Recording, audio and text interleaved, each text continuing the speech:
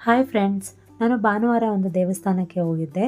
ದಕ್ಷಿಣಮುಖ ನಂದಿತೀರ್ಥ ಕಲ್ಯಾಣಿ ಅಂತೇಳಿ ಇದಿರೋ ಅಂಥದ್ದು ಮಲ್ಲೇಶ್ವರಮಲ್ಲಿ. ದೇವಸ್ಥಾನ ಅಂತೂ ತುಂಬಾ ಚೆನ್ನಾಗಿ ತುಂಬಾ ಪ್ರಶಾಂತವಾಗಿದೆ ಅಂತ ಹೇಳ್ಬೋದು. ನೀವು ದೇವಸ್ಥಾನದೊಳಗೆ ಹೋಗಿದ ಕೂಡಲೇ ಅಲ್ಲಿ ಎದುರುಗಡೆನೆ ನಮಗೆ ನಂದಿ ವಿಗ್ರಹ ಹಾಗೆ ಶಿವನ ವಿಗ್ರಹ ಕಾಣುತ್ತೆ. ನಂದಿ ಬಾಯಿಂದ ನೀರು ಬರುತ್ತಲ್ಲ, ಅದು ಡೈರೆಕ್ಟಾಗಿ ಶಿವನ ತಲೆ ಮೇಲೆ ಬೀಳೋ ಹಾಗೆ ಇದೆ. ತುಂಬಾ ಪ್ರಶಾಂತವಾಗಿದೆ ಅಂತ ಹೇಳ್ಬೋದು ಜಾಗ. ಅದೇ ದೇವಸ್ಥಾನದಲ್ಲಿ ಗಣಪತಿ ಹಾಗೂ ಸುಬ್ರಹ್ಮಣ್ಯನ ವಿಗ್ರಹಗಳು ಕೂಡ ಇದೆ. ಹಾಗೆ ನವಗ್ರಹಗಳು ಕೂಡ ಇದೆ. ತುಂಬಾ ಪ್ರಶಾಂತವಾಗಿತ್ತು.